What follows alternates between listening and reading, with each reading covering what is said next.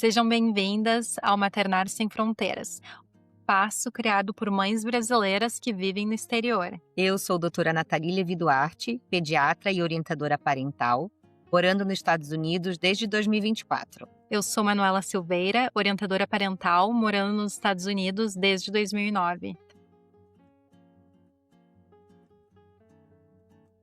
Olá, bem-vindos! Hoje a gente vai ter a honra de falar com Cibele Pimenta, uma querida de Memphis. Vai trazer um pouquinho para a gente dos conceitos e das vivências dela, principalmente focado, né, na parte educacional, uma coisa que ela se preocupa e que ela sempre está muito disposta a procurar saber, né, o que tem, o que existe, né, e de que maneira conduzir, né, a vida estudantil dos filhos dela, aí navegando, né, pelos Estados Unidos.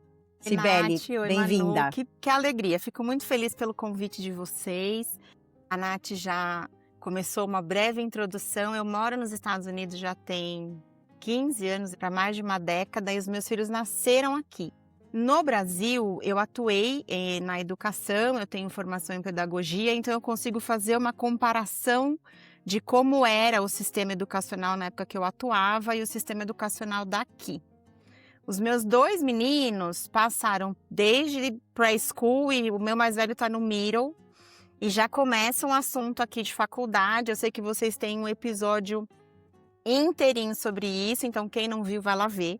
Não vou falar muito de faculdade, vou me ater mais em desde preschool, as diferenças que eu sinto aqui comparado com o Brasil e também comparado com outros lugares, porque eu moro hoje no Mississippi, no norte do Mississippi, quase no Tennessee, mas eu já morei em Illinois e morei em Indiana. E como aqui nos Estados Unidos a autonomia da educação pertence aos estados, é muito diferente de um lugar para o outro. Talvez quem mora aqui já tenha entendido isso, né? Eu nunca encontrei um brasileiro que tenha morado num único estado. É muito comum que a gente chegue num estado e vá viajando e vá encontrando outros lugares. Mas, então, quem já está nessa situação já sacou que pode mudar da água para o vinho, você pode estar apaixonado e de repente vai para um estado com a expectativa de ter uma continuação e se decepciona. O contrário também acontece. Às vezes você está num estado que você fala, ah, não gosto, prefere pôr o filho numa escola particular, que é uma opção aqui. E quando muda de estado, já vai pensando quanto vai pagar na escola, quais são as escolas particulares da região e se encanta com uma escola pública. Eu tive algumas experiências, eu tive experiência de escola particular e também de escola pública. Então, começando lá em Illinois, quando eu estava morando lá, eu coloquei o meu filho mais velho numa escola tradicional, particular. Aqui não tem, né, escola antes dos 5 anos gratuita, é só paga. Existe uma opção, eu não sei se as pessoas conhecem, que chama Early Beginnings, eu acho, que é uma escola pública, uma creche mantida pelo governo, é um investimento do governo federal e também do governo estadual para crianças de baixa renda ou para crianças que são estrangeiras, porque são só 2 horas que a criança pode ficar nessa escola. Então, é basicamente para aprender a falar inglês. Eu não optei por essa escola, porque eu não me enquadrava na questão da renda. Aqui eles levam isso bastante a sério, né? Eu sei que no Brasil a gente consegue, assim, dar umas escapadelas, às vezes você nem não se enquadra na baixa renda. Eu não estou querendo dizer com isso que a pessoa tenha uma condição socioeconômica super diferente, mas ela vai se beneficiar daquele programa, mesmo não estando na questão de renda, isso não é tão levado em conta. Aqui é para tudo, inclusive para a faculdade, como a Karina falou ali também no outro episódio, né? E quando a gente eu escolhi uma escola de 2 vezes por semana, que é bem comum aqui. Eu preferi colocar numa escola formal do que num daycare, né? O daycare é alguém que tem uma casa, abre a sua casa, tem as licenças que o estado exige e cuida de crianças. Esse cuidado pode ou não ter alguma função educacional. Geralmente não tem, porque a pessoa não é obrigada, ou não, o estado não cobra que essa pessoa tenha formação em educação. É alguém comum que vai fazer renda cuidando de crianças. Por isso eu preferi colocar na escola. O meu filho mais velho, apesar de ter nascido aqui, aprendeu a falar inglês com 5 anos, quando ele foi para a escola pública. Eu morava numa cidade de interior lá em Illinois, era uma cidade universitária, e o foco dessa universidade era muito grande para mestrado e doutorado. Então tinham muitos estudantes internacionais, inclusive brasileiros, ou seja, eu era a brasileira que só andava com brasileiro. Eu não tinha amigo americano porque eu não precisava, eu tinha ali minha galerinha, meu grupo. E por isso ele não aprendeu a falar inglês. E uma coisa muito interessante é que quando ele foi para essa escola, a gente não, aqui não, imagina, hoje já não é muito comum aqui escola com câmera, né? No Brasil eu sei que é uma prática comum para crianças que vão para a escola pequenas, as escolas particulares que pegam crianças já ainda bebês, de 1 ano até 5, 6 anos. Aqui não é uma prática comum, também porque existe aqui uma coisa chamada RIPA, que é o uso de dados, a divulgação de imagem. Inclusive na escola a gente assina uma autorização para poder divulgar foto do seu filho na internet, nos grupos de Facebook, no yearbook. Então, quando a gente vê filme no Brasil, não tem aqueles livros com as fotos das crianças, os pais precisam autorizar. Eu acho que em todos os estados isso. Illinois era assim, aqui também é. E aí eu via nas fotos que a professora mandava no grupo da escola que meu filho sempre calado. E eu falava assim, nossa, que diferente, ele não é assim aqui. E eu já sabia que às vezes as crianças têm essa personalidade diferente em casa e na escola. Mas eu falei estranho, perguntei pra professora, eu falei, nossa, as fotos, os vídeos que você manda, ele tá sempre num canto, tá sempre calado, o que acontece?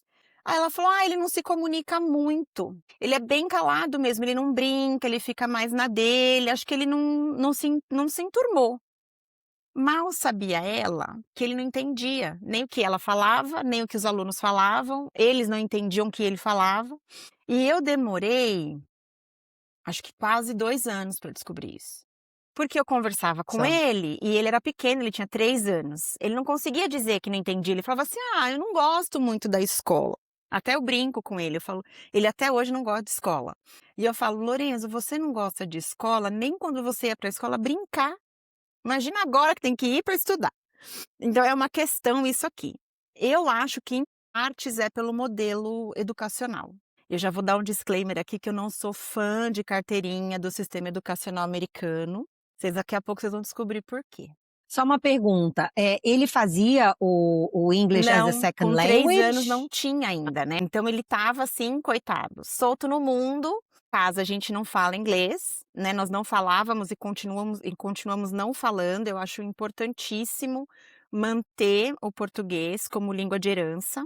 Agora aqui na minha casa já é língua de herança, porque os meus 2 foram alfabetizados em inglês. Então, na educação, ainda que a criança não tenha o inglês como língua materna, né, língua do pai e da mãe, quando ela é alfabetizada em inglês, essa língua vira o idioma materno dela, porque eles pensam em inglês. Eu noto isso aqui em casa, né? E as mães aí que têm filhos também nascidos aqui, ou que vieram pequenos que eu digo é antes da adolescência, até antes de 16 anos, a linha de raciocínio deles é toda em inglês, então a língua materna vai ser o inglês.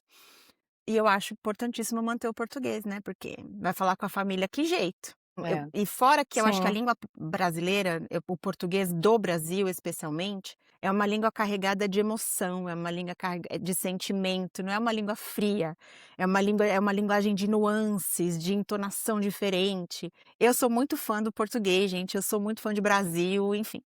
Por que você não mora lá? Por que não? Isso pode ser um outro episódio, inclusive. E aí, quando eu levantei essa questão, que a professora foi prestar atenção nele. E esse é o meu primeiro ponto. Não é comum que as professoras olhem para os alunos individualmente, principalmente com essas questões mais psicoemocionais. A criança que talvez não tenha tanta confiança em falar inglês, que chegou falando português, que nasceu aqui como meu filho, mas não fala inglês. E as crianças na escola, elas agem diferente. E eu sei disso porque antes do meu filho nascer, eu trabalhei numa escola particular lá em Illinois. Eu fui tradutora de uma menina que estava chegando nos Estados Unidos. É muito diferente a interação das crianças e essa interação com os professores. É um esforço muito grande da escola em homogeneizar. Todo mundo é igual. Existe aqui muito isso, né? Ninguém é diferente de ninguém, os talentos daquela criança, o potencial daquela criança, isso não é exaltado, nem para a criança, nem para os pais da criança, então é todo mundo igual. No entanto, e é uma coisa que para minha cabeça até hoje segue sem solução, eles são super competitivos. É a criança que tirou a melhor nota, é a criança que se comportou melhor, ganha estrelinha, ganha pirulito, ganha não sei o quê. É um foco, uma energia, e ao mesmo tempo que eu quero que você seja igual a todo mundo, você tem que ser melhor que todo mundo, que é para bugar o cérebro de geral, total. E é uma dicotomia, porque uma coisa não conversa com a outra. E aí meu filho ficou 2 anos nessa escola e eu me mudei para Indiana. Em Indiana, eu falei, eu não quero colocar numa escola tradicional, porque aí eu já sentia a necessidade de trazer mais o inglês para a vida dele. E ele foi para uma escola montessoriana. Eu vi no episódio da Cá que o filho da Manu também vai para uma Montessori. E a gente se apaixona, porque a escola Montessori, ela abre os braços para a criança, para a família. Existe é quase que uma extensão da casa.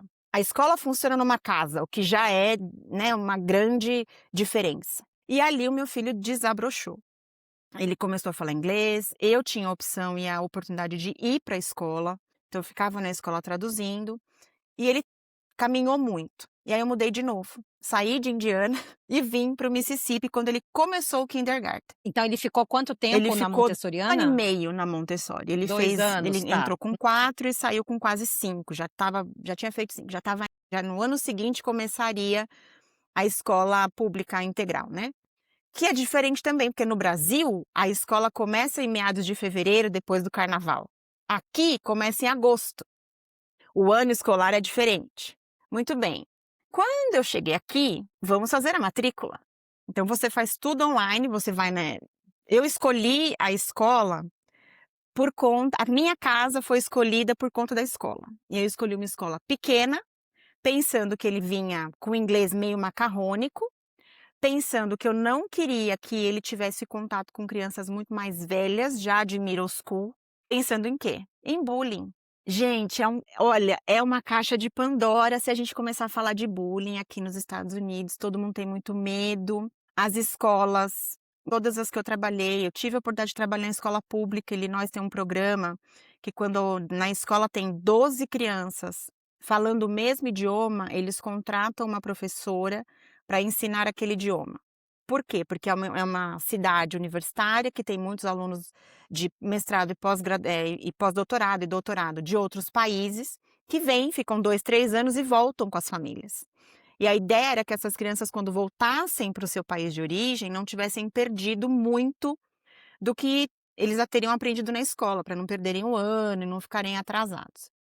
Aqui onde eu moro não tem esse programa. Mas desde lá, quando eu estava nessa escola, depois na escola particular e tudo mais, não é muito difícil, a papelada é muito burocrático. Eles pedem carteirinha de vacinação. Então aí já é uma questão para famílias que escolhem não vacinar. Se seu filho não tem vacinação, seu filho não pode frequentar a escola pública. Aqui no meu estado, eu até vou falar os outros estados que eu fiz esse Google. Aqui no Mississippi, Eu acho que a não ser que tenha a questão da vacinação, a não ser que seja por motivos religiosos, né, tu tem como na verdade, aqui no meu entrar com estado, Manu, nem por motivos religiosos. Na região, você tem que ter a vacinação, você só consegue matricular o seu filho se houver um motivo médico para não vacinar. Eu acho que onde eu morei também era assim, porque eu conheci uma menininha que não podia tomar vacina. Ela tinha uma doença cromossômica, sei lá, que a vacina, né, você coloca o vírus dentro do corpo inativo, doutora Nathalie pode me corrigir agora, e aí se o vírus entra no seu corpo, você já produziu ali anticorpos para combater aquela doença. Essa menininha não podia porque o corpinho dela não conseguia identificar o vírus, então ela ia desenvolver a doença. Alguma coisa nesse sentido. Então ela ia para a escola pública, mas ela tinha um atestado médico para não vacinar. Aqui onde eu moro, só nessa situação também.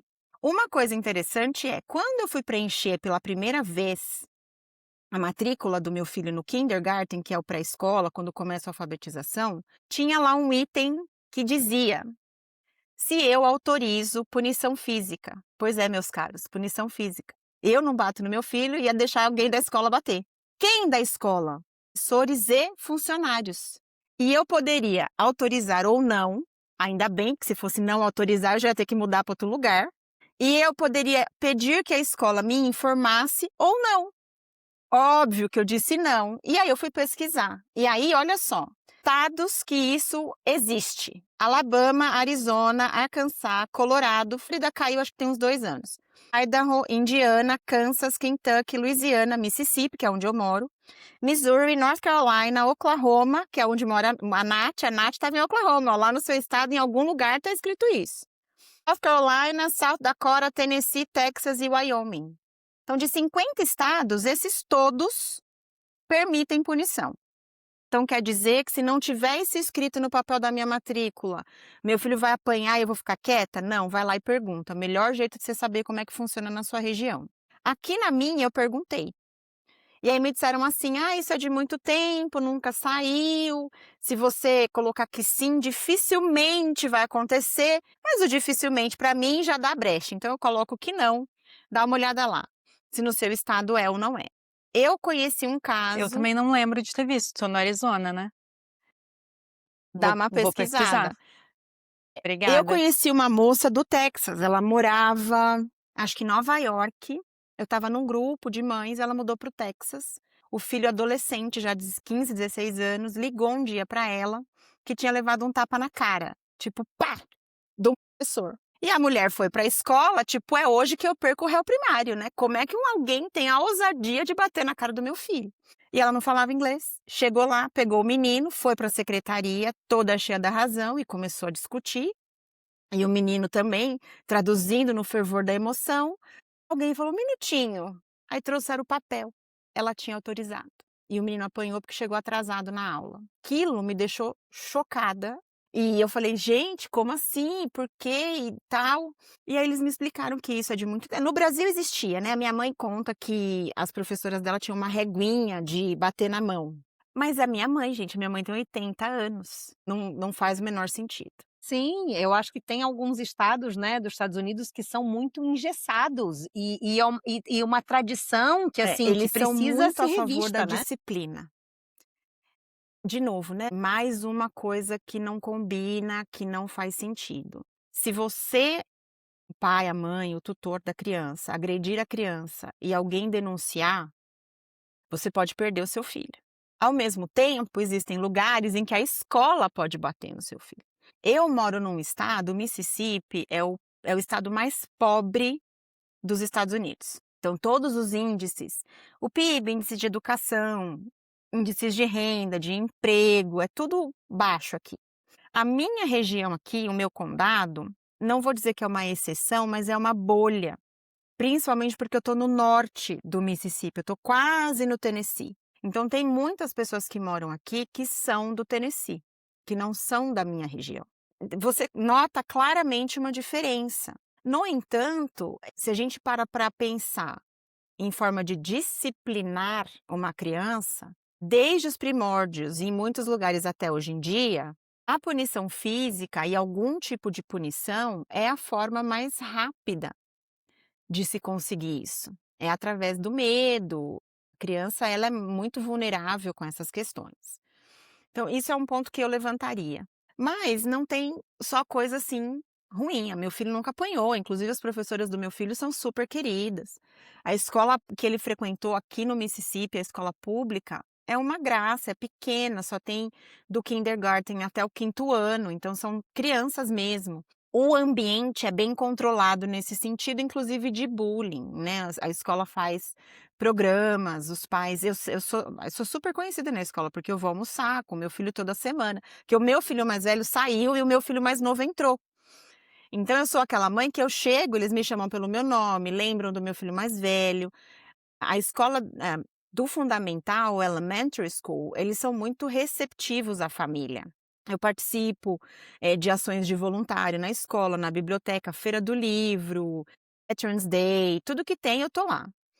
Eu acho muito importante marcar essa presença, principalmente, mesmo meu filho sendo americano, né, tendo nascido aqui, ele é mais brasileiro que americano, os meus 2 filhos. O meu filho mais novo, Joaquim, ele teve uma época de camisa do Brasil. Ele só andava com a camisa do Brasil, eu tinha que lavar à noite para ele usar de dia. Eles têm uma relação de muito amor com o país, com a cultura, com tudo. E a escola respeitou muito isso com o Lorenzo e respeitou. O Lorenzo, ele estava acho que no 4º ano, no 3º, ele fez uma apresentação do Brasil, então ele falou do futebol, ele falou do Dia das Crianças, que não tem aqui, e aí a criança da classe dele ficou Lindo. interessadíssima. Então a escola que eu escolhi é uma escola que realmente deu aos meus filhos, dá ao mais novo hoje, oportunidade para que eles expressem a brasilidade deles. Corta para, o meu mais velho está no middle school, está no 6º ano. Gente, muda radicalmente. Eu não consigo falar com o professor, tudo que eu tenho que resolver é com o counselor da escola. O meu filho, ele é muito corporal, né? O meu filho mais velho, ele é muito do movimento, ele joga futebol, ele não fica sentado. Até hoje, com 11 anos, eu tenho que falar, Lorenzo, senta e come. Ele dá 2 colheradas, ele levanta, ele vai ver não sei o quê, ele quer lavar a mão, ele precisa de movimento. A escola ignora totalmente isso. Eu já conversei sobre isso, né, porque, até o 5º ano eles têm o recess time, que é como se fosse uma hora do recreio, então almoça e tem meia hora para brincar. Imaginem vocês Lorenzo, quando veio da Montessori, que ele tinha 1h30 para brincar e de repente ele tinha meia hora. Ele sentiu muito isso. A professora, você que lute, criança. Não existe nenhum tipo de exceção. Por quê? Porque é todo mundo igual. O Joaquim, ele não é tão do movimento quanto o Lorenzo, mas ele também reclama. É muito tempo sentado. As crianças vão para a escola, entram 8, 8h30, saem 3, 3 e pouco da tarde, sentados. Então, isso para mim é uma das maiores aberrações que poderia acontecer dentro de uma escola. E quando, só interrompendo aqui, e quando você tentou esse acesso, seja a professora, seja para a counselor, qual Eles foi a têm muitos resposta? Qual alunos, foi a né? Eles dizem que devolutiva? se eles tiverem que abrir exceção para um aluno que não tenha um respaldo médico, eles não conseguem, porque aí eles vão ter que criar uma situação Entendi. personalizada para cada aluno da escola ou para cada pequeno grupo que tiver aquela condição, pela Mas patologia, aí pela exatamente. patologia, né, então quer dizer, eles precisam de um Isso. diagnóstico Que aí, clínico ou, Nath, enfim, eu acho aqui neuropsicológico. melhor do que o Brasil. A escola aqui pública, ela trabalha com inclusão muito bem, muito bem. Alunos com transtorno, alunos com deficiência física, deficiência cognitiva, eles são acolhidos por essa escola e eles são inseridos num ambiente. Não existe uma salinha para as crianças que não acompanham, não, eles estão nas salas regulares. E isso eu acho é espetacular. No Brasil, a família precisa de um advogado, a família precisa muitas vezes recorrer à justiça para que a matrícula do filho seja aceita, inclusive em escola particular. Aqui não. Aí eu gosto do esquema do somos todos iguais. Aí essa frase realmente aquece meu coração. Porém, mesmo esse aluno, ele não vai ser olhado na sua potencialidade. Eles valorizam aqui o que a criança não sabe fazer ainda. E eu acredito que isso aconteça pela preocupação de preparar a criança o quanto antes para a vida acadêmica. Então, com 5 anos, 6 anos, a criança já tem responsabilidades. As famílias fazem isso. Então, eu conheço famílias que com 6 anos a criança que arruma a lancheira. Ela que vai colocar ali o lanche, ela vai colocar o almoço. O almoço geralmente é aquele sanduíche é um pão de forma com manteiga de amendoim e geleia. Então, a criança que prepara e põe na lancheira. Pela autonomia é bacana, uma vez ou outra, mas ter aquilo como uma responsabilidade, o dia que eu esqueci, fiquei sem almoço, eu acho um pouquinho demais. Os meus não conseguiriam, porque eles levam comida para a escola, o que aqui é uma coisa também super diferente. Não tem comer lanche. Se meus filhos levam lanche, eles vão ao lanche e voltam para casa, eles querem comer comida. A escola do menor é tranquilo. O meu mais velho já sofreu um mini bullying, porque ele leva comida, tipo, ai que nojo, ai que é isso, ai que comida feia, jamais comeria. É que ele é muito desencanado, ele fala, tá bom, não tô dando pra você comer, eu vou comer. Come a sua que eu como a minha. Mas também já conheci criança que comia picles. Todo dia a criança levava um picles e era o almoço da criança na escola. E eu falo, oi? Nutricionalmente falando, não existe essa preocupação. Quando eu me lembro um episódio do Lorenzo, meu mais velho, na Montessoriana, porque aqui, quando você vai numa pré-escola, antes de ir para kindergarten, você tem que ter algumas habilidades já conquistadas. reconhecer letras, e aqui eles alfabetizam diferente, né. No Brasil a gente aprende primeiro as vogais, depois as consoantes, depois faz o joguinho, B com A, bá. Aqui não. Aqui você aprende foneticamente, eles chamam, né. Então você aprende o som de cada letra. Uhum. Então o B, o nome do B é B, mas o som do B é B. E a criança primeiro aprende B, depois aprende B, que é o nome da letra B. Cara, na boa, pra mim, eu já passei dos 40 e acho complexo, eu fico pensando na cabeça de uma criança de 5. Mas tudo bem, é a forma como eles alfabetizam.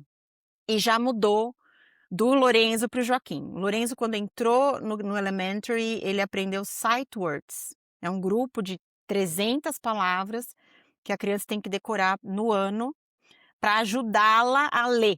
Então aprende I, that, and, are, tudo separado. Não existe a conexão dessas palavras numa frase.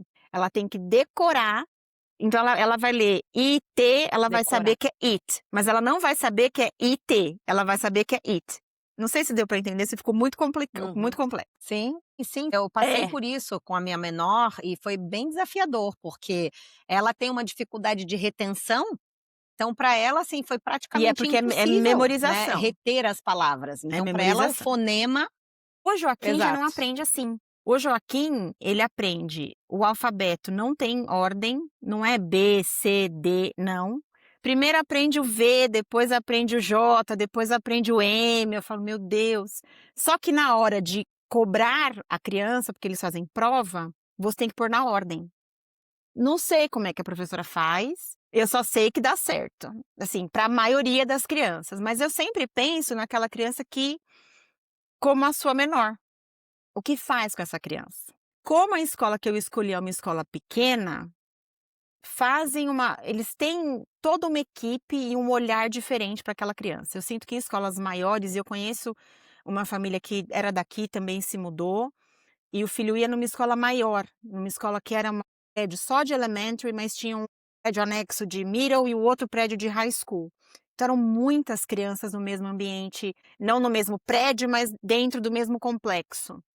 A criança demorou 2, 3 anos para a professora entender que ela tinha uma dificuldade de retenção.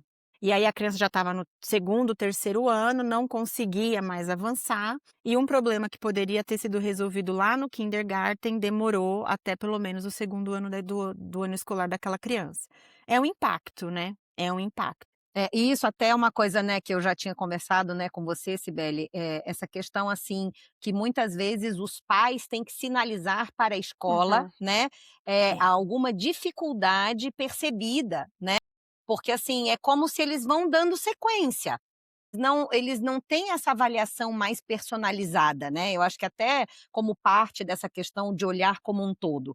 Então, só contando aqui uma breve experiência que eu tive, eu percebi que a minha filha menor tinha essa dificuldade de retenção, enfim, teve uma alfabetização mais complexa, né.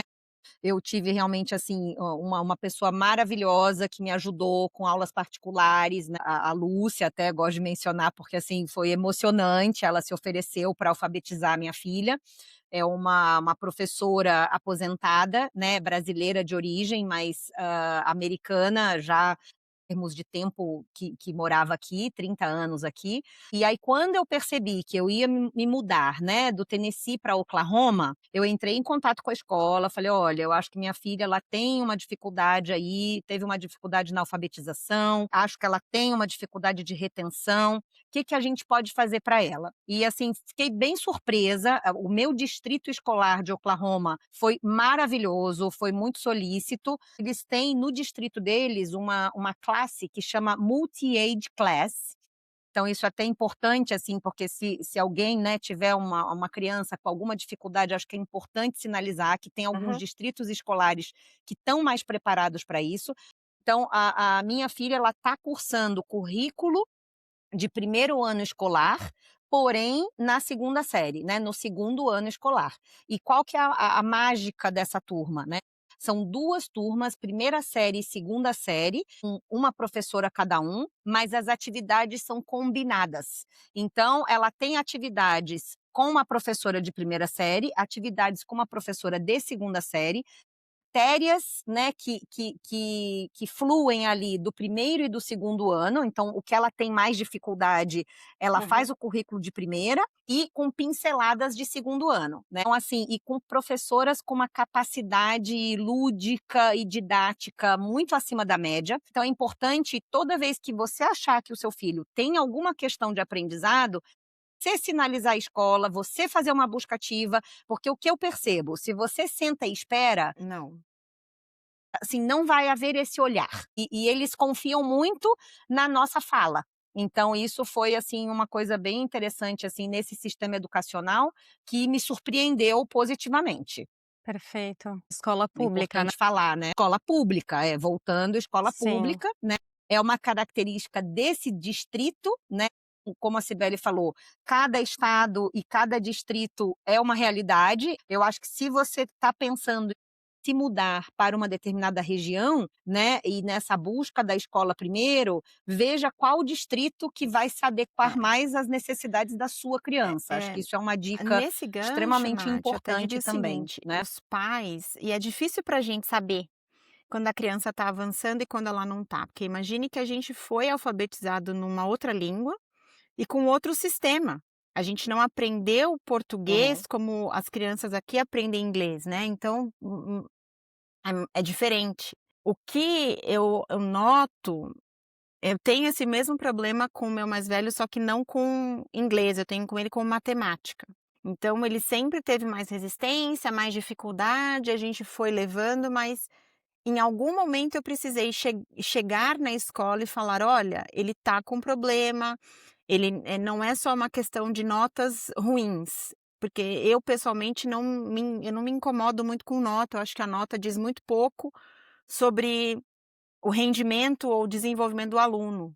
Mas o que está acontecendo? E a professora todo o tempo: "Não, ele vai conseguir, não, ele vai chegar", eles esperam muito aqui, eles esperam até que não tenha mais jeito, eles falam assim: "Agora vamos ter que reter o aluno".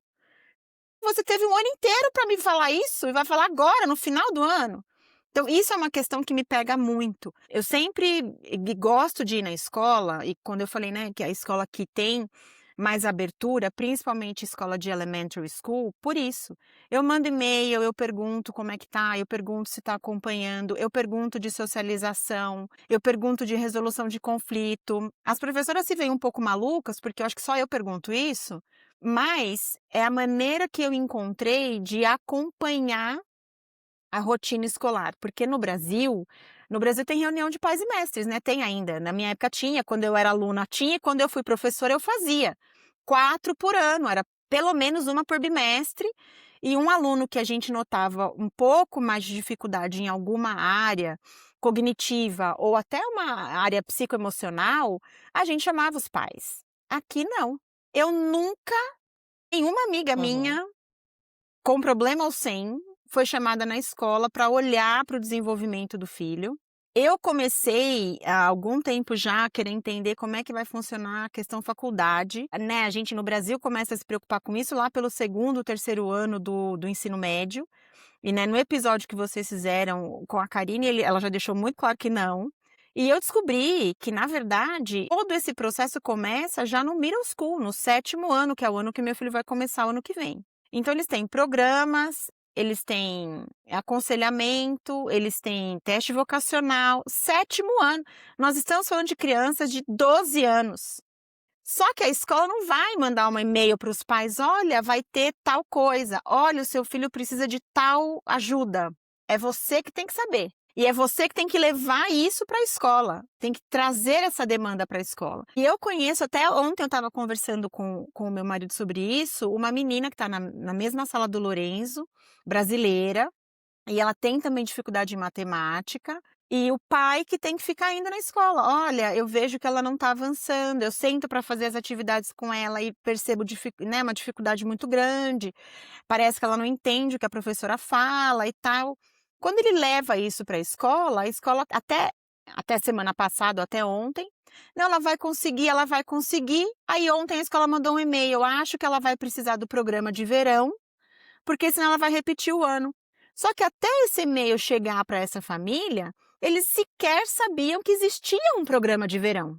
Então veja, Uhum. Tudo é uma novidade também para a Sim. família. Os pais têm que estar muito atentos, né? Muito, muito. E outra coisa também, só porque eu acho também é importante essa informação. Quando eu cheguei no Tennessee, a minha filha, ela estava no kindergarten. E quando você chega no meio do ano letivo ou depois da metade do ano letivo, o que que acontece? Aquele olhar para aquela criança, ele não existe, porque ela não fez parte de todo o ciclo.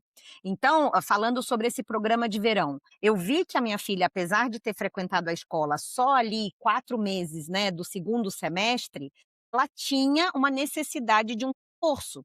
E Uhum. eu esperava que ela fosse ser convidada para esse programa de verão. E a informação não veio. E aí eu fiz uma busca ativa, eu falei: "Olha, eu ouvi através de uma amiga que existe um programa de verão", falei diretamente com a professora dela: "Você acha que ela teria indicação?" Ela falou: "Com certeza". E aí eu falei: "Tá, e como é que eu faço esse processo?" E aí, ou seja, não existe uma comunicação adequada, né, entre diretoria, entre professor, entre aquela criança que se inseriu tardiamente no sistema, ser olhada como uma criança que também Uhum. precisa fazer os programas, né, que são adequados para aquela dificuldade que ela está apresentando. Consegui ali, mas por quê? Porque eu estava super atenta e eu tive, né, assim, a possibilidade de me informar com pessoas, né, de fora da escola. Porque se eu não tivesse tido esse contato, eu jamais saberia que existiria um programa de verão e ela jamais teria sido matriculada nesse programa.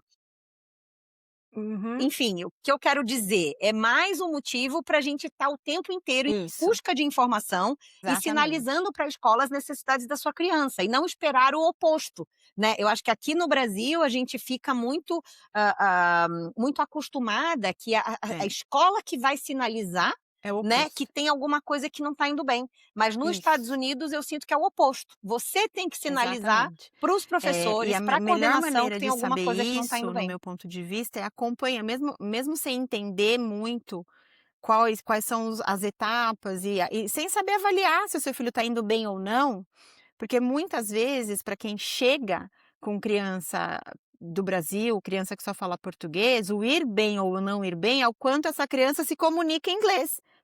Eu vejo que ela se comunica mais em inglês, tá falando Sim, com os amigos, perfeito. vou com ela no mercado, ela fala Uhum. ali, me ajuda até e tal, tá indo bem.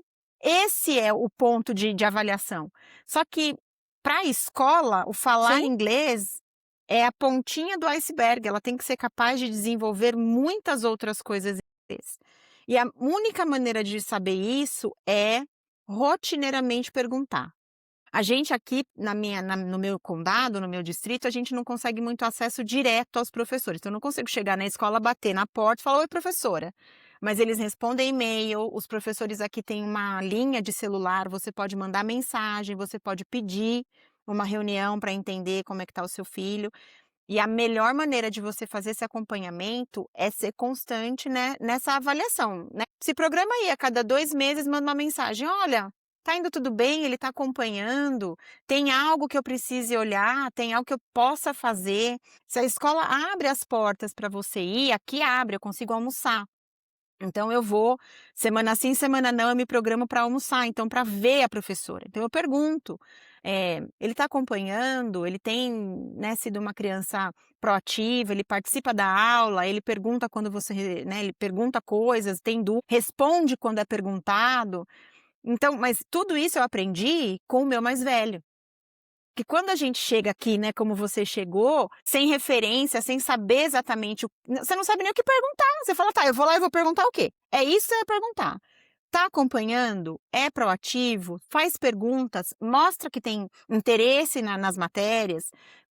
Cada lugar é diferente, né. Aqui, eles têm muito eletrônico, então o meu filho de 5 anos tem tablet na escola, o mais velho de 11 traz notebook, traz computador para casa. Cada um tem o seu. E eles fazem tudo muito eletronicamente, é tudo muito digital já. Mesmo assim, tem muito papel. Eu fico honestamente confusa, eu falo: "Meu Deus, por que que precisa de um tablet se tem tanto papel? Ou por que que precisa do papel se tem o tablet?". E eu pergunto: "Olha, eu vejo que às vezes vem muita atividade em branco". Aí eu falo: "Olha, essa semana eu notei muitas atividades em branco". ele não conseguiu terminar, é uma matéria que não precisa fazer, e aí cada hora é uma resposta, né. Às vezes: "Ah, não, isso é duplicado, isso ele fez no tablet". Aí, tipo, de novo, né, pra que as 2 coisas? Então tem que perguntar. Eles são bem tranquilos aqui, ainda bem, eles são muito pacientes e bem receptivos. Melhor maneira de saber se tá indo bem, é levantar a mão. Eles esperam que a família faça isso. Eles não são ativos no sentido de trazer o problema, Uhum. eles esperam a gente levar o problema para eles. Sim, perfeito. Manu, você quer dividir alguma das Gente, suas experiências tá aí? informação, assim, maravilhosa. Sim, na verdade, algumas coisas, assim, que eu fiquei pensando, que eu acho válido a gente mencionar, eu acho que o principal é os pais estarem atentos, né. Eu, assim, confesso que me gera até uma certa ansiedade isso, porque eu sinto que tu tem que estar sempre alerta, e já percebi várias diferenças, assim. Eu trabalhei com crianças, né, dentro de uma ONG e eu ia fazer o atendimento nas escolas, no estado de Washington isso. Então, eu vi várias coisas, eu acho que em parte o que tu mencionou, assim, a criança que tem dificuldade lá em Washington, no distrito escolar que eu ia, né, porque de novo varia tanto, eles tinham os grupos, né, os pequenos grupos, então a criança que está com dificuldade era levada para esses pequenos grupos, geralmente, assim, grupo de leitura, grupo de matemática. Isso era uma coisa muito boa e eu sei que dessas famílias, tá, os pais não necessariamente estavam atentos. Era uma realidade muito diferente, eles não tinham aquela capacidade, então era uma escola, assim, que já um distrito no geral, que já tinha um olhar muito para as crianças não ficarem para trás. O meu filho estava em outro distrito escolar em Washington, e eu me sentia também um pouco às cegas de como que ele estava, mas eu tive a oportunidade de voluntariar dentro da escola. O primeiro ano, mesma escola, kindergarten, primeiro ano na escola pública, a professora não foi aberta, não queria pais voluntariando. Primeira série, a professora já estava mais aberta, né, falou, e aí eu me voluntariei na hora e eu ia e fazia leitura com as crianças. Me ajudou muito a ter o olhar de como que meu filho estava, e também foi muito interessante, assim, porque daí eu me percebi fazendo o trabalho que aquela escola que eu trabalhava, né, que eu atendia as crianças individualizado com as crianças que estavam tendo dificuldade. E às vezes a criança só precisa daquele olhar individualizado que a professora com tantos alunos não consegue, né. Então isso é uma coisa, né, da importância da gente se envolver se a gente consegue. Aí outras coisas que eu aprendi, que eu acredito que seja nacional, nesse caso, é o que eles chamam aqui de IEP, né, que é IEP, que é o Individualized Education Plan.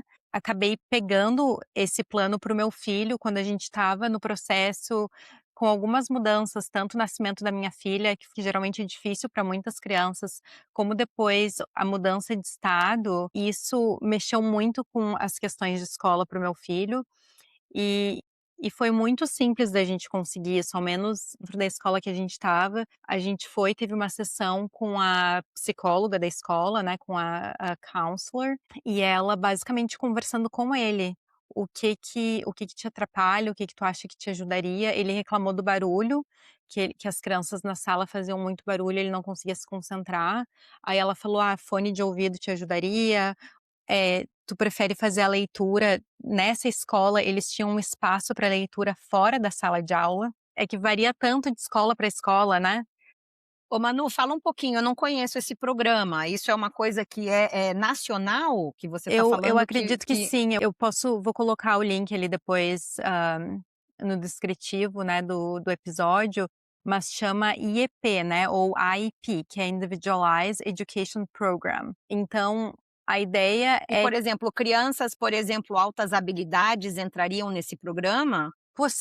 Por que que eu possivelmente. estou perguntando isso? Porque teve uma conhecida brasileira, que a filha teve muitas alterações comportamentais na escola, e a mãe estava sendo chamada, que existia ali professor-aluna e tudo mais. E no final das contas, foi percebido, depois de uma avaliação neuropsicológica, que a criança tinha altas habilidades, ou seja, aquela escola, aquele estilo de aulas estava desinteressante para ela. Sim, Então fizeram uma proposta dela frequentar aulas, vamos dizer assim, mais adiantadas, uma média acho que 2 ou 3 vezes por semana, e foi incrível a modificação psíquica, né, sim. dessa criança. Ela se sentiu estimulada, ela se sentiu bem com aquele, né, naquele novo formato. Então, seria legal a gente tentar aprofundar um pouquinho depois, Sim. quais são as vertentes, né, desse programa. Se é só quando a criança tem algum tipo de dificuldade ou se isso pode ser aplicado para outras situações. Crianças com altas habilidades e crianças com dificuldade, ambas vão, sinalizar com problemas de comportamento, Entra na principalmente mesma. quando são mais novas, ou desinteresse, a criança está ali, mas está com a cabeça em outro lugar. E você faz o IEP justamente para identificar se essa criança tem uma defasagem ou se ela está muito avançada para aquele conteúdo. Se ela tem uma defasagem, a própria escola já tem os programas, né, que são acho que esses pequenos Uhum. grupos que a Manu está Perfeito. comentando. E se ela tem altas habilidades, ela vai para um outro programa que eles chamam de Isso, Gifted perfeito. Program. Aí cada estado ou cada condado tem um nome para esse programa. Aqui na minha região Exato. chama Uhum. Spotlight. Então as crianças do Spotlight, elas são crianças que têm altas habilidades em uma área, que elas precisam ter inglês e matemática. Se tiver só inglês, não vai. Se tiver só em matemática, também não. Tem que ser nos dois. O que é raríssimo.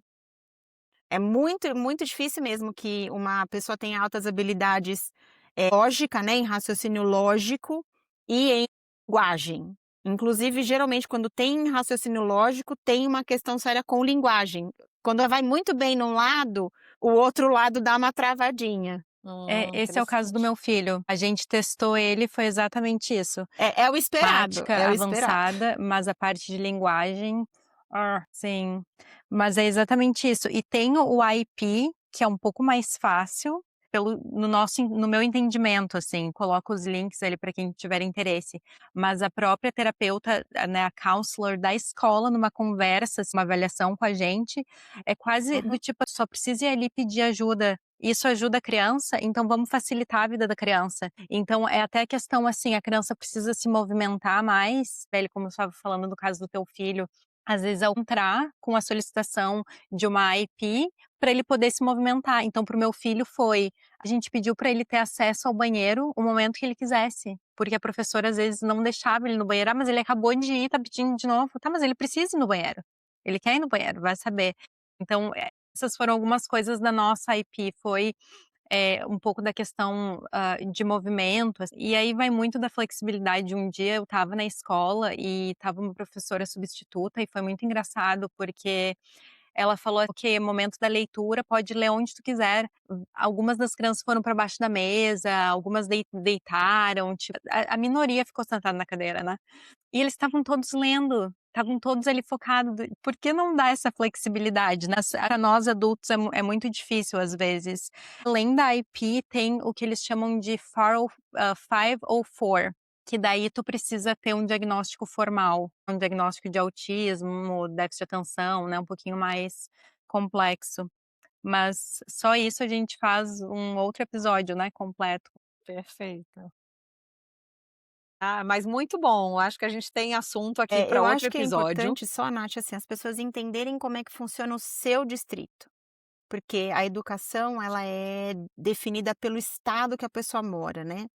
Então aqui, por exemplo, eu falei do Spotlight, que é o Gifted Program, as atividades são voltadas para coisas mais rurais, então tem criação de galinha, plantação de horta. Em outros lugares, eu tenho uma amiga que os filhos vão no Gifted Program em Chicago. Lá o filho dela faz coding, de programação de computador, ele tem uma impressora 3D e aí ele sabe mexer. E isso, ele vai fazer 13, mas ele faz isso desde os 8. Então, dependendo da região que a pessoa mora, o Gifted Program vai atender, mas sempre considerando as características do ecossistema escolar daquela região. Então, o mais importante para as famílias é entender o seu distrito e acompanhar como é o desenvolvimento da sua criança dentro desse cenário.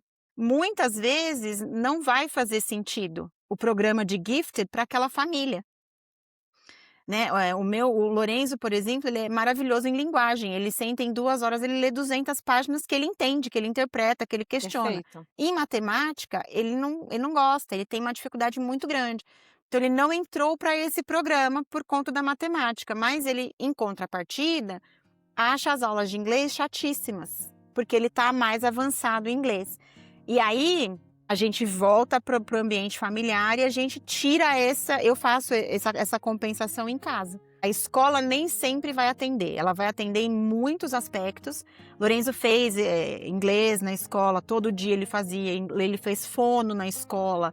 Então, a escola aqui nos Estados Unidos, como a Manu falou, ela tem uma estrutura muito densa para atender, mas a família, como você falou, precisa levantar o braço e, como a Manu bem colocou, tem que descobrir esses programas, né? E aí é Google, ChatGPT, conversa com a vizinha, pergunta na escola. A gente tem que ser um pouco chata também para conseguir oferecer o melhor que o distrito tem dentro das unidades, né?